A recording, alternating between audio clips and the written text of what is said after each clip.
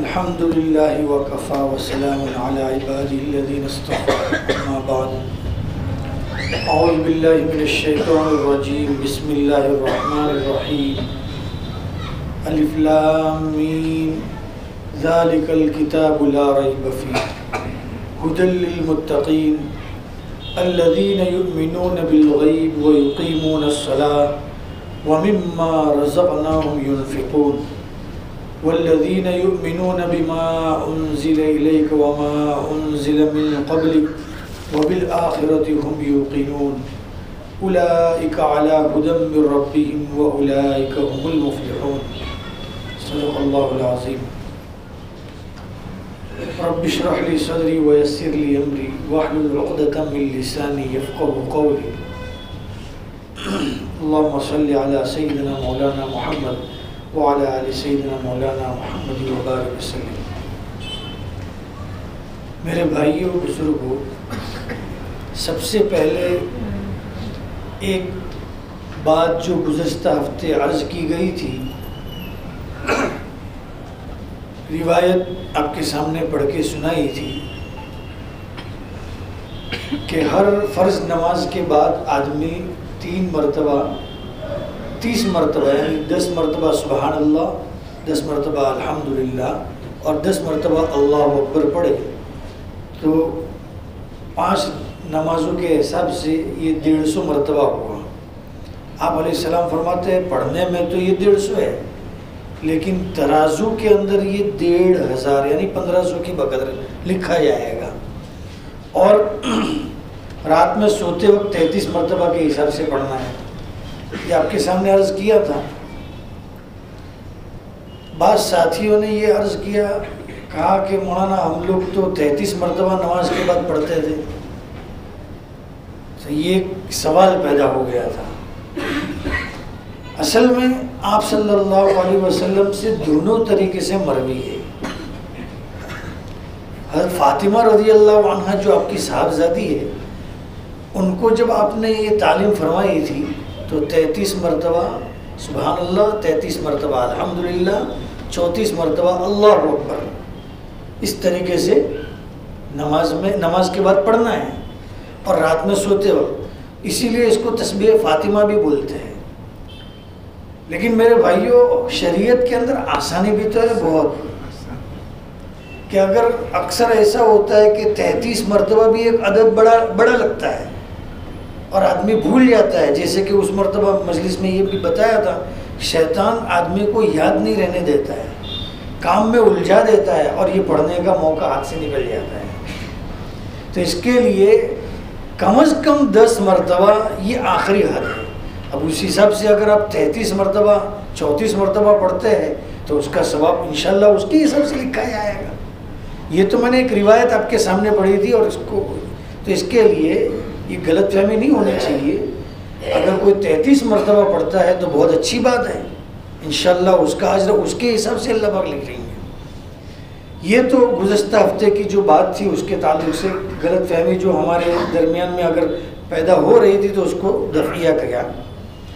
آج کی جو ہماری مجلس ہے، انشاءاللہ تفسیر تو آئندہ ہفتے اس کی عرض کی جائے گی۔ آج کی جو مجلس ہے وہ ابتدائی باتیں ہیں سورہ بقرہ کے تعلق سے۔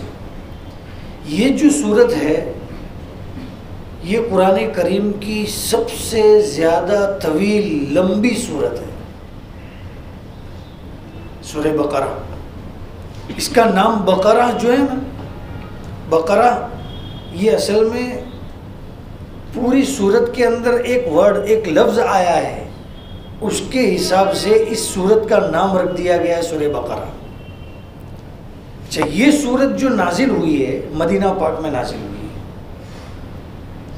اس کی ابتدا نزول کی یہ مدینہ پاک میں جب آپ ہجرت کر کے تشریف لے گئے اس وقت سے شروع ہوئی ہے، اور وقتاً فوقتاً اصل تھوڑا آپ کے سامنے عرض کر دوں کہ جو صورتیں نازل ہوتی تھی نا، وہ ایک ساتھ کبھی کبھی تو ایسا ہوتا تھا کہ مکمل صورت نازل ہوتی تھی آپ صلی اللہ علیہ وسلم پر، کبھی ایسا بھی ہوتا تھا کہ آیت کے ٹکڑے نازل ہوتے تھے، 2 آیت 3 آیت جیسی ضرورت، اس طریقے سے صورتیں نازل ہونے کی ترتیب تھی۔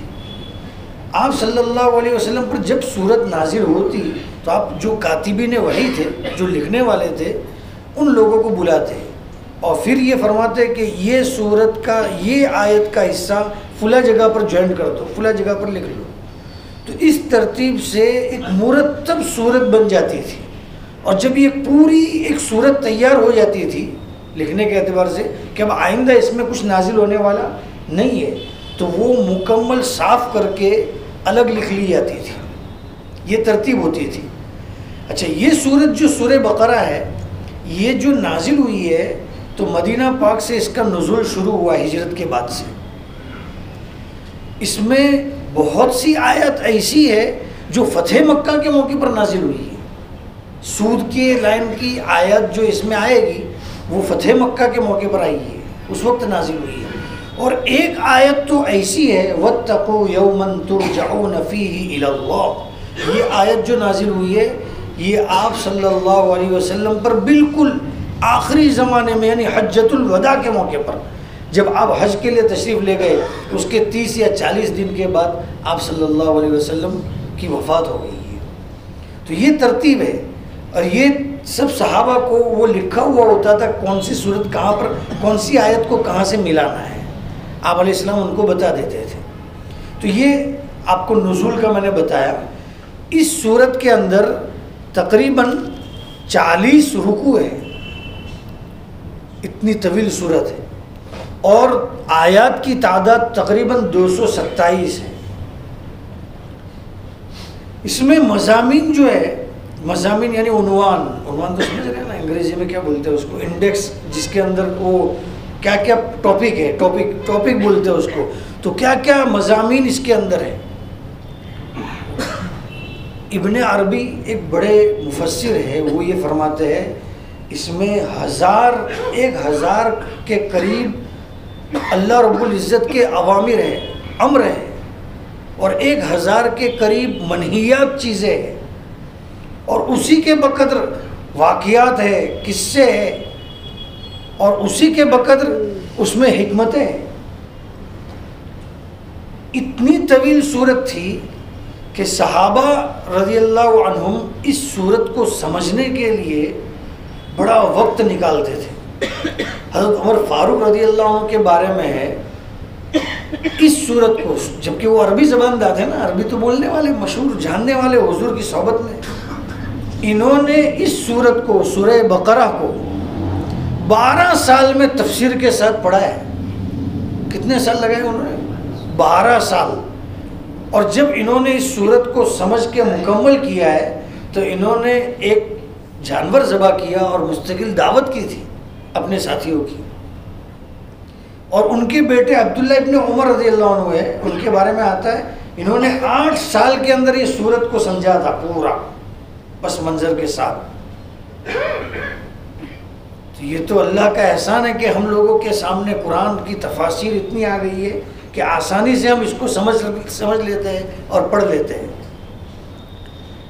بہرحال سورہ فاتحہ جو پہلے گزری، پہلے نمبر کی جو صورت ہے، اس کے جو مضامین تھے اس میں کیا تھا؟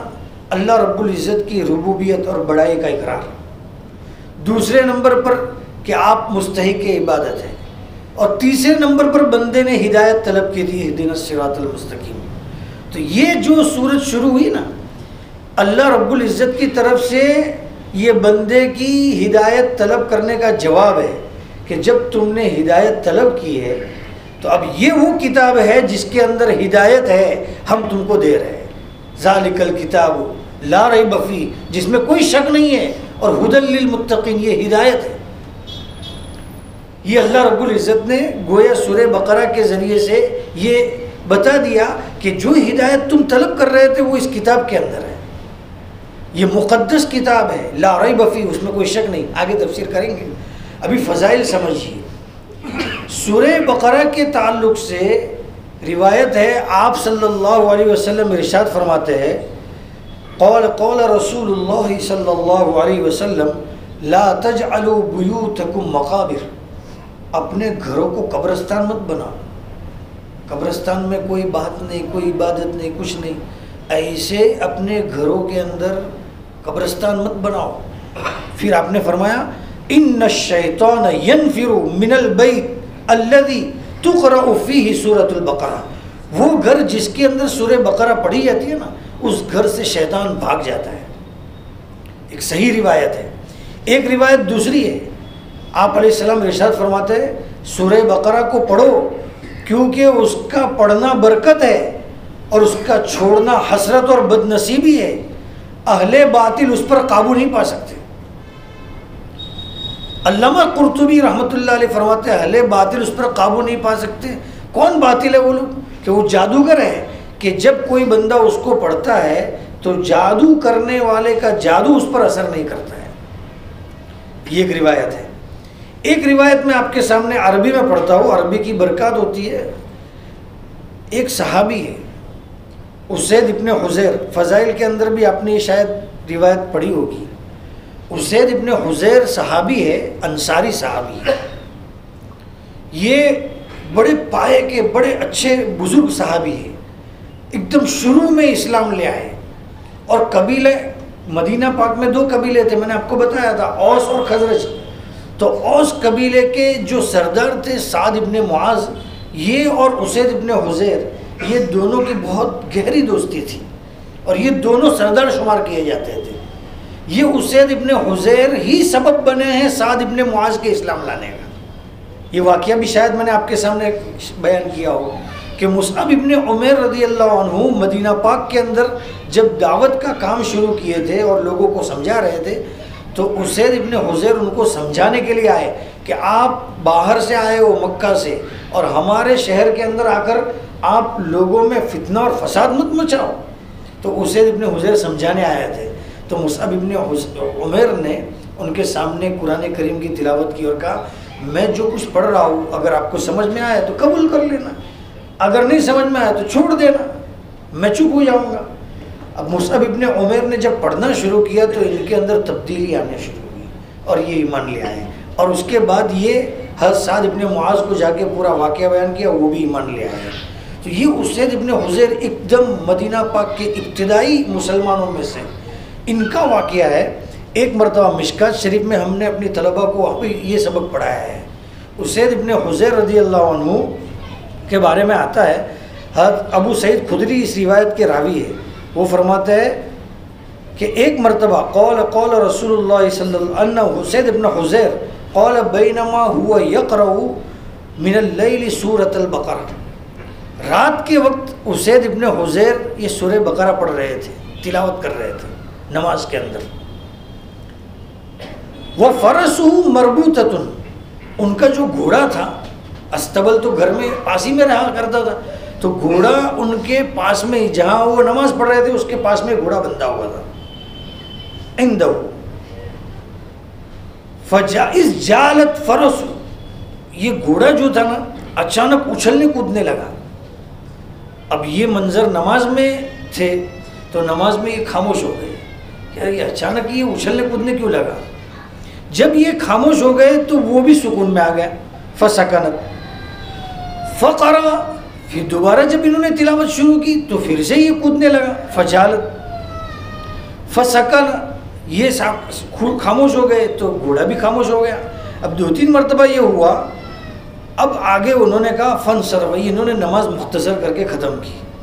اصل میں ہوا کیا تھا کہ اس کے قریب میں، گھوڑے کے قریب میں ہی ان کا بیٹا یحییٰ وہ کھیل رہا تھا یا بیٹھا ہوا تھا. کہیں یہ گھوڑا کود رہا ہے، اچھل رہا ہے، کہیں یہ میرے بیٹے یحییٰ کو نقصان نہ پہنچا دے. تو اس کے لیے انہوں نے نماز مختصر کی اور بیٹے کو وہاں سے ہٹا لیا. پھر یہ کہہ رہے وَلَمَّا أَخَّرَهُ رَفَعَ رَأْسَهُ إِلَى السَّمَاءِ. اب جب بچے کو اٹھا کے سائڈ میں کیا تو تھوڑی دیر کے بعد ان کی نظر اٹھ گئی آسمان کی طرف. یہ بالکل صحیح روایت ہے بخاری شریف کی. آسمان کی طرف نظر اٹھا کے دیکھا تو کیا دیکھ رہے؟ فَإِذَا مِثْلُ الظُّلَّةِ، اوپر ایک بادل کی طرح اور ایک کوئی عجیب چیز ہے جو سایہ کیے ہوئے ہے. فیہا امثال المصابیح، اور اس کے اندر چراغ جل رہے ہیں. اب یہ پورا پس منظر دیکھا انہوں نے. اب صحابہ کی تو عادت تھی, وہ تو جب کوئی واقعہ پیش آتا وہ کس کے سامنے رکھتے؟ آقا کے سامنے. اب صبح ہوئی تو یہ آقا کے پاس آئے. فلما اصبح حدث النبی صلی اللہ علیہ وسلم, پورا واقعہ بیان کیا کہ یہ واقعہ ہوا. آپ علیہ السلام نے فرمایا اقرا یا ابن حذیر, اقرا یا ابن حذیر. ارے ابن حذیر پڑھتے رہتے. تو انہوں نے کہا یا رسول اللہ میرا بیٹا یحییٰ پاس میں تھا اور میرے کو خدشہ تھا کہ کہیں وہ جانور گھوڑا اس کو نقصان نہ پہنچا دے, اس کے لیے میں نے مختصر کر دیا. آپ علیہ السلام کو جب انہوں نے بتایا کہ یا رسول اللہ میرے آسمان پر نظر گئی تو بادل تھا, بادل کے اندر چراغ تھے, عجیب کیفیت تھی جو میں نے پہلی مرتبہ دیکھی. تو آپ صلی اللہ علیہ وسلم نے فرمایا اچھا میں نے جب یہ پورا پس منظر دیکھنے کے بعد جب میں باہر نکلا دوبارہ گھر میں سے تو اب وہ منظر ختم ہو گیا تھا. یہ اسید ابن حذیر نے واقعہ بیان کیا. تو آپ علیہ السلام نے فرمایا وَتَدْرِي مَا ذَاكَ, تم کو معلوم ہے وہ کیا تھا؟ انہوں نے کہا لا.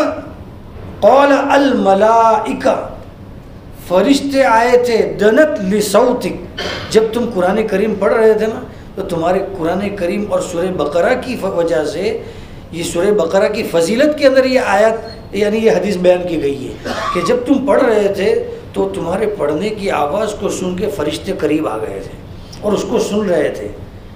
وَلَوْ قَرَأْتَ, اگر تم پڑھتے رہتے نہیں گھبراتے, پڑھتے رہتے لَأَصْبَحَتْ يَنْظُرُ النَّاسُ إِلَيْهَا, تو یہ فرشتے جو آہستہ آہستہ قریب آ رہے تھے نا بادل کی طرح نیچے آ رہے تھے تو وہ اتنے قریب آ جاتے کہ صبح لوگ ان کو اپنی آنکھوں سے دیکھ لیتے, اس منظر کو اپنی آنکھوں سے دیکھ لیتے. لَأَصْبَحَتْ يَنْظُرُ النَّاسُ إِلَيْهَا لَا تَتَوَارَى مِنْهُمْ, ان میں سے کوئی بھی ان سے چھپتا نہیں. اب وہ جو بھی شکل میں ہوتی یا جو بھی کیفیت میں ہوتی وہ کیفیت آپ تمام لوگ دیکھ سکتے تھے. یہ بخاری شریف کی روایت ہے. تو میں بتا یہ رہا ہوں کہ فرشتے سورہ بقرہ کی تلاوت کو سننے کے لیے, اسید ابن حذیر ایک صحابی ہے, ان کے لیے سننے کے لیے یہ آ گئے فرشتے. اچھا ایک روایت اور ہے, اس روایت میں ہے کہ اس صورت میں ایک آیت ایسی ہے, اس صورت میں ایک آیت ایسی ہے جو تمام آیات قرآن میں اشرف اور افضل ہے. اور وہ کون سی صورت, وہ کون سی آیت ہے؟ آیت الکرسی. یہ آیت الکرسی جو ہم لوگ پڑھتے ہیں اللہ لا الہ الا هو الحی القیوم, یہ پوری جو آیت ہے آیت الکرسی یہ سورہ بقرہ کے اندر ہے. اچھا اس کے متعلق مستقل فضائل ہیں کہ یہ اللہ تعالیٰ کے خزانے جو عرش کے نیچے خزانہ ہے خاص, اب وہ عجیب قسم کا خزانہ ہے. ہم تو خزانہ سمجھتے ہیں روپیہ پیسے کو, اللہ کے نزدیک خزانے کا کوئی مفہوم متعین نہیں ہے. اس خزانے میں سے اللہ رب العزت نے یہ سورہ بقرہ کے اندر آیت الکرسی کو اللہ رب العزت نے اس میں سے نازل فرمایا ہے. اب میں آپ کو ایک روایت سناتا ہوں اسی سے آیت الکرسی, چونکہ سورہ بقرہ کے فضائل چل رہے اور سورہ بقرہ کے اندر آیت الکرسی ہے, تو آیت الکرسی کے تعلق سے میں آپ کو ایک روایت سناتا ہوں. وہ روایت اتنی زبردست ہے, جس طریقے سے گزشتہ ہفتے ہم نے ایک سبق سیکھا تھا کہ ہم سبحان اللہ الحمدللہ اللہ اکبر پڑھیں گے, اسی طرح آج ہم کو یہ سبق سیکھنا ہے. حضرت ابو ہریرہ رضی اللہ عنہ اس روایت کے راوی ہے اور بخاری شریف کی مضبوط ترین روایت ہے. فرماتے ہیں عن ابی ہریرہ, تھوڑی طویل روایت ہے, میں اس کو ترجمہ کر کے آپ کے سامنے بات رکھتا ہوں. عن ابی ہریرہ رضی اللہ عنہ قال قال وکلنی رسول اللہ صلی اللہ علیہ وسلم بحفظ زکوٰۃ رمضان. رمضان کا جو صدقۃ الفطر ہم نکالتے ہیں نا عید سے پہلے اس مال کی حفاظت کے لیے ابو ہریرہ کو رکھا کہ آپ کے پاس یہ مال حفاظت سے رکھو, یہ کھجور ہے, یہ صدقۃ الفطر کی کھجور ہے, اپنے پاس حفاظت سے اپنے گھر پہ رکھو. فاتانی آتن, اب میں گھر پہ تھا, رات کے وقت ایک آنے والا آیا. فجعل یحسو من الطعام, اب وہ جو کھانا اور جو کھجوریں رکھی تھی نا وہ اٹھا کے لے کے جانے لگا. فاخذت, میں نے پکڑ لیا اس کو. وقلت, اچھا پکڑ لیا انہوں نے, اور میں نے کہا واللہ لارفعنک الی رسول اللہ صلی اللہ علیہ وسلم, خدا کی قسم تجھے پکڑ کے لے جاؤں گا حضور کے پاس. چوری کرتا ہے, زکوٰۃ کا مال ہے, صدقے کا مال ہے, اور اس کو تو چوری کر رہا ہے. قال انی محتاج وعلی عیال ولی حاجت شدیدۃ، میں بہت غریب آدمی ہوں، میرے پاس بال بچے ہیں اور میری بہت زبردست بڑی بڑی حاجت ہے، کچھ ہے نہیں میرے پاس، چھوڑ دو نا۔ قال فخلیت عنہ، میں نے چھوڑ دیا۔ میں کہا ٹھیک ہے چل لے جا، زکوٰۃ کا ہی مال ہے، محتاج لوگوں کو دیا جاتا ہے، یعنی صدقۃ الفطر محتاج لوگوں کو ہی دیا جاتا ہے، تو لے جا، میں حضور کے سامنے عرض کر دوں گا پورا واقعہ۔ فاصبحت، پھر سے انہوں نے صبح ہوئی، تب وہ واقعہ تو حضور کے پاس، اب یہ جا کے حضور کی خدمت میں پہنچے ہیں ابو ہریرہ رضی اللہ عنہ۔ فقال النبی صلی اللہ علیہ وسلم، آپ صلی اللہ علیہ وسلم کی خدمت میں پہنچے ہیں، ابھی واقعہ انہوں نے بیان نہیں کیا ہے اور آپ نے ہی پوچھا، یا ابا ہریرہ ما فعل اسیرک البارحہ، کل رات میں تمہارا جو قیدی آیا تھا اس نے کیا کیا، جس کو تم نے پکڑا تھا کیا کیا تم نے؟ قال قلت یا رسول اللہ شکا حاجتا شدیدتا وعیالا فرحمت، اس نے وہ شکایت کی کہ میں کمزور ہوں، غریب ہوں، مال میرے پاس نہیں ہے، بچے ہیں، تو میں نے اس پر رحم کھایا، چھوڑ دیا۔ قال اما انه قد كذبك، وہ جھوٹا ہے، وہ جھوٹا ہے، تم سے جھوٹ بولا ہے، وسيعود، دوبارہ آئے گا۔ فعرفت انه، اب جب حضور نے فرمایا، اب دیکھیے یہ آج کے واقعے سے ایک دو باتیں سمجھنے کے لیے، ایک تو یہ روایت کا منظر، اور دوسرا جب حضور نے فرمایا وہ دوبارہ آئے گا، تو عرفت، یہ یقین کر لیا میں نے کہ انه سيعود۔ یہ بات یاد رکھنا، صحابہ کیسے حضور کی باتوں پر یقین کرتے تھے۔ ایمان بالغیب کا مفہوم آگے آنے والا ہے آئندہ ہفتے، تو اس میں یہ بات کام آئے گی۔ تو اب یہ صحابہ نے کیا کہا، حضرت ابو ہریرہ کہتے ہیں مجھے یقین ہو گیا کہ یہ آئے گا ہی، لقول رسول اللہ، کیونکہ حضور نے فرما دیا تو آئے گا ہی وہ۔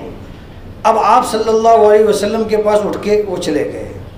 فرصت، اب میں کل تو میں غفلت میں تھا، آج تو حضور کے کہنے کی وجہ سے میں ایک دم چوکنا تھا کہ آئے گا ہی وہ۔ فرصت، میں گھات میں بیٹھ گیا، اور تھوڑی دیر کے بعد وہ آیا۔ فجاء یحثو من الطعام، کل والی کیفیت، پھر سے کھانا اٹھا رہا ہے۔ فقلت لأرفعنک الی رسول اللہ صلی اللہ علیہ وسلم، قال دعنی فإنی محتاج، کل والا ہی معاملہ کہ میں محتاج ہوں، میرے پاس بچے ہیں، میرے پاس بہت زبردست حاجت ہے، میں نے اس کو چھوڑ دیا۔ اور کیا کہہ رہا ہے کہ لا اعود، میں دوبارہ نہیں آؤں گا، میں چھوڑ دیا آج بھی رحم کھا کے۔ اب دوبارہ میں صبح ہوئی تو میں حضور کی خدمت میں پہنچا اور عرض کیا۔ اب حضور نے پھر سے مجھے پوچھا ڈائریکٹ، یا ابا ہریرہ ما فعل اسیر، تمہارے قیدی نے کیا کیا؟ قلت یا رسول اللہ شکا حاجتا شدیدتا وعیالا فرحمت، میں نے رحم کھا کے چھوڑ دیا، وہی کل واضح منظر۔ فخلیت سبیلہ، قال اما انه قد كذبك، یہ جھوٹا ہے، جھوٹ بولا ہے تم سے، پھر سے آئے گا۔ اب یہ تیسرا دن ہے۔ فرصدته الثالثہ، اب رات ہوئی تو میں نے پھر سے گھات میں بیٹھ گیا۔ فجاء یحثو من الطعام، وہی کھجوریں چرانے لگا۔ فاخذته فقلت لارفعنک الی رسول اللہ صلی اللہ علیہ وسلم، آج تو میں تجھے اٹھا کے لے جاؤں گا حضور کے پاس۔ 3 دن سے آ کے شکایت کر رہا ہے، وہی باتیں لوٹا رہا ہے، یہ تیسری مرتبہ ہے، تیسری مرتبہ تجھے بخشا نہیں جائے گا۔ انک تزعم، تو کہتا ہے کہ میں نہیں آؤں گا اور دوبارہ آتا ہے۔ تب اس نے ایک بات کہی، شاید یہ آدمی، یہ ابھی تو اس کا معلوم نہیں ہے نا کہ کون ہے۔ اب وہ کیا کہہ رہا ہے، دعنی، مجھے چھوڑ دو، میں تم کو کچھ کلمات سکھاتا ہوں، اعلمک کلمات، کچھ کلمات تم کو سکھاتا ہوں، ینفعک اللہ بہا، اللہ ان کلمات کی وجہ سے تم کو نفع دیں گے اور فائدہ پہنچائیں گے، وہ کلمات تم کو سکھاتا ہوں، چھوڑ دو مجھے۔ اور صحابہ تو علم کے حریص تھے۔ میں نے کہا ما ہوا، کیا ہے بتاؤ؟ قال اذا اویت الی فراشک، اب برابر دھیان سے سمجھنا ہے۔ آپ علیہ السلام نے فرمایا، یہ وہ شیطان، وہ آدمی، وہ شیطان ہی ہے، وہ کیا ہے، اذا اویت الی فراشک، جب تم اپنے بستر پر پہنچو، فقرأ آیت الکرسی، آیت الکرسی کو پڑھ لو۔ وہ آیت الکرسی تو آپ سب جانتے ہیں، اللہ لا الہ آخر تک، حتی تختم الآیت، آخری آیت تک۔ فَإِنَّكَ لَن يَزَالَ عَلَيْكَ مِنَ اللَّهِ حَافِظٌ، تیرے اوپر اللہ کی طرف سے ایک نگران مقرر ہو جاتا ہے جو تیری پوری حفاظت کرتا رہتا ہے۔ اللہ تعالیٰ تیری حفاظت کے لیے ایک فرشتے کو مقرر کر دیتے جو تیری حفاظت کرتا رہتا ہے. وَلَا يَقْرَبَنَّكَ شَيْطَانٌ، اور شیطان تجھ سے ہرگز قریب نہیں آئے گا. حتیٰ تصبح، صبح تک یہ کیفیت رہے گی. اب میں نے اس کو چھوڑ دیا کہ چلو اچھی بات ہے، اچھی بات سکھا دی اس نے. فَخَلَّيْتُ سَبِيلَهُ، فَأَصْبَحْتُ، اب صبح ہوئی. فَقَالَ لِي رَسُولُ اللَّهِ، اب حضور کی خدمت میں پہنچے آپ صلی اللہ علیہ وسلم نے فرمایا ما فعل اسیرک البارحہ، کیا ہوا بھائی تمہارے قیدی کا؟ قلت یا رسول اللہ زعم انہ یعلمنی کلمات، کہ کچھ کلمات میرے کو سکھائے گا، اس نے میرے کو کہا تو میں نے چھوڑ دیا. کہ وہ کیا کلمات ہے؟ میں نے کہا قول علی اذا اویت، جب تم بستر پر جاؤ تو یہ آیت الکرسی پڑھو اول سے لے کے آخر تک، اور تم پر برابر اللہ کی طرف سے ایک نگران رہے گا، شیطان تمہارے پاس نہیں آئے گا. اور یہ آپ صلی اللہ علیہ وسلم کی پوری، آپ نے جب یہ پوری بات سنی تو فقال النبی صلی اللہ علیہ وسلم اما انہو قد صدقک، اس نے سچ بات کہی ہے. وہو کذب، لیکن ہے وہ جھوٹا.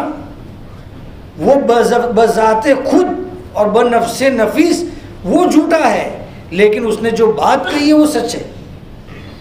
تعلم من تخاطب منذ ثلاث لیال، تم کو معلوم ہے 3 راتوں سے تم کس سے بات چیت کر رہے تھے؟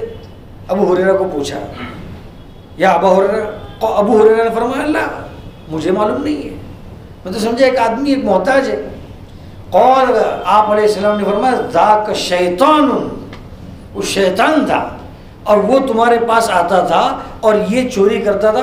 اب دیکھیے ذرا اس واقعے کو، اس واقعے کے پس منظر کو ذرا غور سے دیکھیے. آپ صلی اللہ علیہ وسلم پہلے دن ہی اس حضرت ابو ہریرہ کو بتا سکتے تھے کہ یہ چور ہے اور یہ شیطان ہے اور یہ ہے، پورا پس منظر پہلے دن ہی پکڑا سکتے تھے. لیکن آپ صلی اللہ علیہ وسلم نے 3 دن تک انتظار فرمایا، اور جب تیسرے دن ابو ہریرہ کو جب شیطان نے وہ بات بتا دی، اس کے بعد آپ صلی اللہ علیہ وسلم نے بات واضح کی. کیونکہ کوئی چیز مشقت کے بعد، کوئی مسلسل واقعے کے بعد کوئی چیز وجود میں آتی ہے، کوئی چیز سیکھنے کو ملتی ہے تو اس کا اثر بڑی دیر تک رہتا ہے. اسی سے بعض علماء نے یہ بات بتائی ہے کہ جیسے سوتے وقت اگر ہم آیت الکرسی اپنے اوپر پڑھ کے دم کر لے تو اللہ رب العزت شیطان سے ہماری حفاظت فرماتا ہے، ایسے ہی اپنی ذات پر، اپنے بچوں پر، اپنے اسباب پر، اپنے سفر میں جاتے وقت بعض لوگوں نے یہ بھی بتایا ہے کہ اگر سفر میں جاوے اور اپنے گھر کا حصار کر لے آیت الکرسی پڑھ کے تو اللہ رب العزت اس کے گھر کے اندر بھی آفات سے اس کو حفاظت فرمائیں گے. ہم لوگوں کو سب سے زیادہ ٹینشن کیا رہتا ہے؟ یہی دنیا کے اندر کہ ہمارے گھر میں کوئی تکلیف نہ ہو، ہم چین سکون سے رہے. تو اللہ کی طرف سے انشاءاللہ یہ فیصلہ ہوگا کہ آیت الکرسی پڑھ کے دم کیا جائے گا اور حصار کیا جائے گا. حصار کا مطلب پڑھ کے دم کر دیا تو اللہ رب العزت کی طرف سے شیطان سے اور مکروہات سے، الا اور بلا اور مصیبتوں سے اللہ رب العزت حفاظت فرمائیں گے. تو آج ہم کو یہ سبق ملا ہے. اب سوتے وقت پابندی سے ہم کو کیا کرنا ہے؟ آیت الکرسی کو پڑھنا ہے اور اپنے اسباب کے اوپر بھی دم کرنا ہے جب بھی، اور اپنے گھر پر، اپنے بچوں پر. تو انشاءاللہ اس کا اثر بہت دور تک دکھائی دے گا. یہ تو چند فضائل جو موٹے موٹے تھے میں نے آپ کے سامنے عرض کیے. اب آگے جو آیت ہے، وقت ہو چکا ہے اس لیے آئندہ مجلس میں بات رکھی جائے گی انشاءاللہ. الف لام میم سے شروع ہو رہا ہے. الف لام میم یہ حروف مقطعات کہلاتے ہیں. مقطع کے معنی کاٹا ہوا، یعنی یہ حروف کو ملا کے نہیں پڑھایا جاتا ہے، ٹکڑا کر کے پڑھایا جاتا ہے. الف لام میم کاف ہا یا عین صاد ہا میم عین سین قاف، اس طریقے سے الگ الگ ٹکڑے کر کے پڑھے جاتے ہیں. اب یہ ہے کیا چیز؟ اس کے بارے میں بس آج ایک بات کہہ کے اپنی بات ختم کر دیتے ہیں کہ جمہور صحابہ بہت اختلاف ہوئے اس کے اندر کہ اس کا کیا مقصد ہے، یہ آیت اور یہ ٹکڑے کا کیا مطلب ہے. علماء نے اور جمہور صحابہ، جمہور تابعین اور جمہور علماء اس بات پر متفق ہوئے ہیں کہ یہ الفاظ ایک خاص رموز ہیں. اس کی مراد کو سوائے اللہ کی ذات کے اور آپ صلی اللہ علیہ وسلم کے کوئی نہیں پہچانتا ہے، کوئی نہیں جانتا ہے۔ اور جن لوگوں نے بھی اس کی مراد کو کسی انداز میں ظاہر کرنے کی یا ترجمہ کرنے کی کوشش بھی کی ہے تو وہ ظنی ہے، حتمی صحیح ترجمہ نہیں ہے۔ اچھا، یہ ایک کوڈ ورڈ تھا جو اللہ اور اس کے رسول کے درمیان میں تھا، اس کو جب حضور نے نہیں کھولا ہے، اور صحابہ تو علم کے طلبگار تھے، آپ دیکھیے کتنے طلبگار تھے، اگر ضرورت ہوتی تو صحابہ بھی پوچھتے، اور آپ صلی اللہ علیہ وسلم اگر ضرورت ہوتی تو حضور بھی بیان فرماتے، چونکہ آپ صلی اللہ علیہ وسلم نے کسی بات کو چھپایا نہیں ہے۔ تو اس سے معلوم یہ ہوا کہ ہمارا کام صرف اتنا ہے، ہم اس کے اوپر ایمان لے آئے کہ یہ اللہ کی طرف سے نازل شدہ کلمہ ہے، اللہ کی طرف سے بھیجا ہوا کلمہ ہے، ہم اس کے اوپر ایمان لے آئے۔ اس کی حتمی مراد، یقینی مراد ہمیں معلوم نہیں، اس کا یقینی علم ہم کو ملے گا انشاءاللہ مرنے کے بعد، حشر کے میدان میں اور آخرت کے اندر، تب جا کے یہ حقیقی علم کھلے گا۔ یہ کوڈ ورڈ ہے۔ اللہ رب العزت ہم سب کو ان سب باتوں پر عمل کی توفیق عطا فرمائے۔ آئندہ کی مجلس انشاءاللہ بہت اہم مجلس ہوگی، یہ سب ابتدائی باتیں تھیں، آپ کے سامنے عرض کر دی کہ سورہ بقرہ کے بے شمار فضائل ہیں۔ اللہ ہم سب کو عمل کی توفیق عطا فرمائے۔